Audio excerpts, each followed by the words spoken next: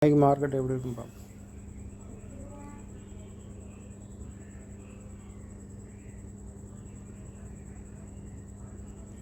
இந்த candle break பண்ணுற வரையும் டவுனு தான்.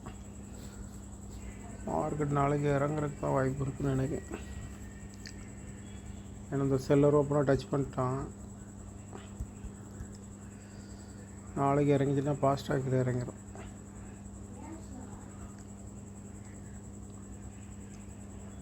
கீழே வந்துடும்.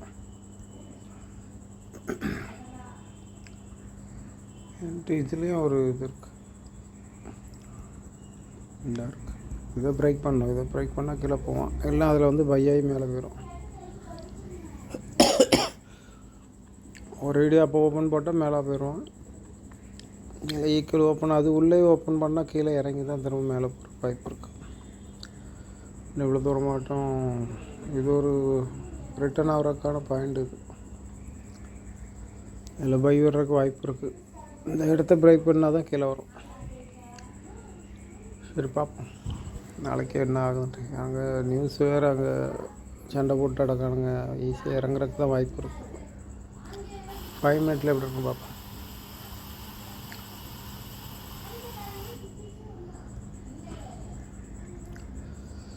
எனக்கு ஒரு 2200 லாஸ் ஆகி போச்சு. நல்ல ட்ரேடு தான்.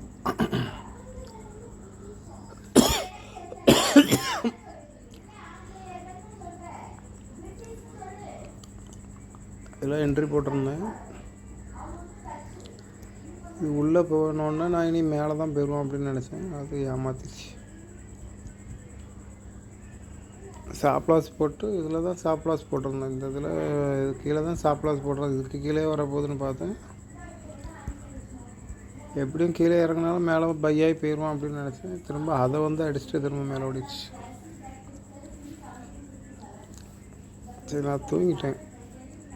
சரி எதை நடந்துட்டு போட்டு எப்படியும் மேலே தான் போவோம், பெரிய ப்ராஃபிட் கிடைக்குன்னு பார்த்தா 2200 லாஸில் எடுத்தேன். அதான் அப்பப்போ க்ளோஸ் பண்ணிவிட்டு ஓடிடணும். ஸ்விங்கு ரிட்டர்ன் ஆகிருக்கு.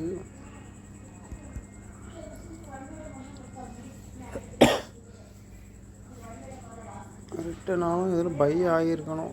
இந்த இது ஒரு இதில் ஒரு பை ஆகியிருக்கணும். நான் உள்ளே வந்துருச்சு. இது உள்ள இது ஃபஸ்ட்டு கேண்டில் அதுக்கு உள்ளே போயிடுச்சு.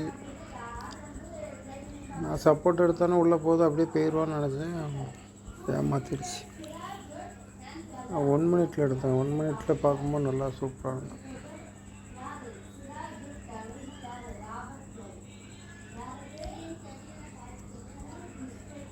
ஒரே கேண்டில் தான். இந்த கேண்டில் முடிஞ்சோடனே என்ட்ரி போட்டேன். ஒரு செல்லிங் தான் வந்திருக்கு.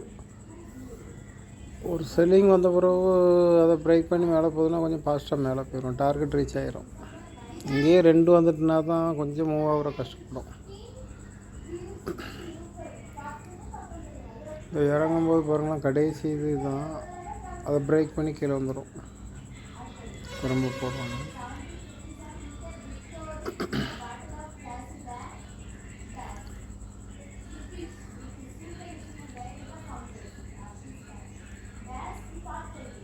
பாருங்கள், இது கடைசி பையர் ஓப்பன். உள்ளே பிரேக் ஆகாது. இதை க்ளோஸ் கொடுத்துருந்தா அப் ட்ரெண்டாக மாறி இருக்கும். க்ளோஸ் ஆகலை. எப்படியே தான் மார்க்கெட்டு இறங்குற டவுன் மார்க்கெட் இப்படி தான் இருக்கும். இது உள்ளே போயிருக்கு. ஆனால் இது இந்த பையர் ஓப்பனாக க்ளோஸ் பண்ணல. இது பையர் ஓப்பனுங்கிறது அது உள்ளே போயிருக்கு. ஆனால் பையரை ஃபுல்லாக க்ளோஸ் பண்ணல. இதை வின் பண்ணி இப்படி வின் பண்ணி கொடுத்துட்டுனா அடுத்தப்போ மேலே இப்படி வின் ஆகிருச்சுன்னா அடுத்த ஹேண்டில் என்ன ஆகும்னா இதிலேருந்து இவ்வளோ தூரம் செல்லிங் ப்ரெஷர் வந்து அப்புறம் லோவை பிரேக் பண்ணாது. அப்புறம் மேலே ஓடிடும். அது வரையும் நம்ம வெயிட் பண்ணணும். இதுதான் ட்ரெண்டு.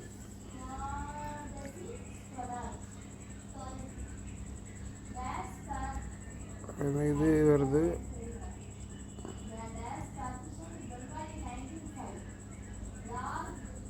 கடைசி இந்த பையரை உள்ளே பிரேக் பண்ணிடுச்சு. இதில் ஒரு பையர் இருக்குது. இது பிரேக் பண்ணி உள்ளே போயிடுச்சு. அதுக்கப்புறம் ரிட்டர்ன் ஆகலை. கேண்டிலை முழுசாக எப்போ க்ளோஸ் கொடுக்குதோ அப்போ ரிட்டர்ன் ஆகாது. இப்போ நான் இதிலலாம் உள்ளே தான் போயிருக்கே தவிர இந்த இதை ஃபுல்லாக க்ளோஸ் கொடுக்கல. இது அவ்வளோ ஒரே கேண்டில் மாதிரி கண்டினியூவாக பையாயிருக்குன்னா அந்த பையரை ஃபுல்லாக வின் பண்ணிட்டுனா அப்புறம் கீழே இறங்காது. கொஞ்சம் இறங்கிட்டு அப்புறம் மேலே தான் ஆகும். இதில் இந்த பையர் ஓப்பனுக்கு உள்ளே போயிட்டு இதை ஃபுல்லாக க்ளோஸ் கொடுத்துட்டு அப்புறம் ரிட்டர்ன் ஆகும்போது இந்த கடைசி கேண்டிலில் பிரேக் ஆகலை, அப்புறம் என்ட்ரி. அப்புறம் கடைசியில் இந்த கடைசி இதை பிரேக் ஆகாது. அந்த கீழே இது எப்போ பிரேக் ஆகுதோ அப்புறம் ட்ரெண்டு மாறும். இது கடைசி கேண்டில் இது எப்போ பிரேக் பண்ணுதோ அப்புறம் ட்ரெண்டு மாறும். கரெக்டாக அதிலே போய் பை தான் இருக்குது. இதை வச்சே நம்ம கண்டுபிடிச்சிடலாம் ஓரளவு கீழே இறங்க போகிறானா. இதை இப்போ க்ளோஸ் பண்ணி இப்படி கொடுத்துட்டோன்னா அப்புறம் ட்ரெண்டு மாறும். பதில் க்ளோஸ் வின் பண்ணதுக்கு அப்புறம் ஒரு செல்லிங் ப்ரெஷர் மேலே ஒரு பையர்ஸ் வந்து இப்படி வந்துட்டு அதுக்கப்புறம் தான் ரிட்டர்ன் ஆகும். பதில் அப்புறம் ரிட்டர்ன் ஆகிடும். இது எப்பவும் பிரேக் ஆகிருக்கு.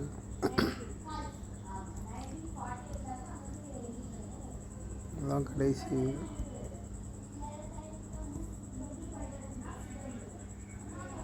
இதிலே இருந்திருக்கு.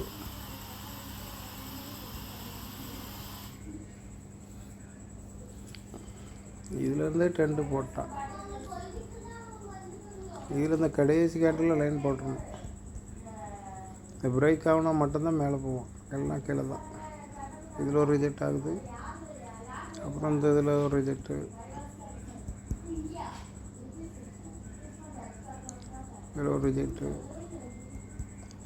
இப்படி அப்படியே இறங்கி இறங்கியே வந்துக்கிட்டு இருக்கோம். இந்த இதில் ஒரு இப்படி தான் மார்க்கெட் வந்துக்கிட்டே இருக்கும். அதான் 5 மினிட்டில் பார்த்து எடுக்கணும். 5 மினிட்டில் இந்த லைனில் போட்டு வச்சிடணும். இந்த இதில் ஒரு லைன் போட்டு வச்சு விடணும். அது பிரேக் ஆகி மேலே போகுதான்னு பார்க்கணும். திரும்ப போடுறேன்.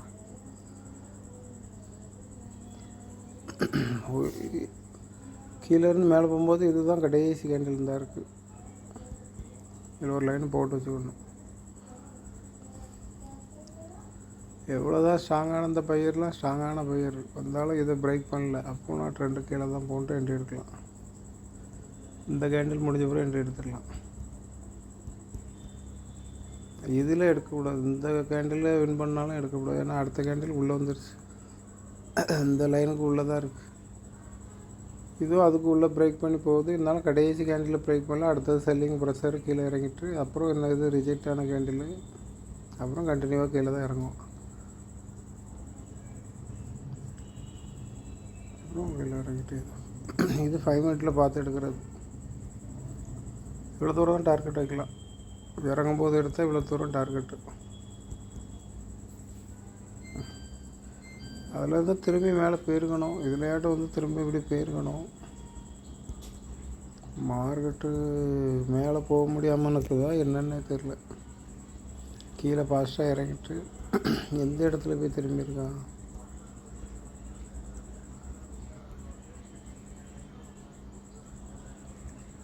சில்லர் ஓப்பனில் தான் திரும்பணும். அவ்வளோதான் திரும்புது. இன்னும் பிரேக் ஆகலை.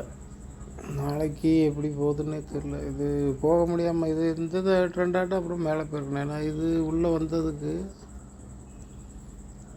அந்த உள்ளே போனதுக்கு ரெண்டாவது போகும்போதாட்டம் இது அப்படியே ஃபாஸ்ட்டாக மேலே போயிருக்கணும். அப்படியே போயிருக்கணும். அது இந்த திரும்பி இந்த ஸ்விங்கில் இருந்து திரும்பி நின்றுக்கிட்டு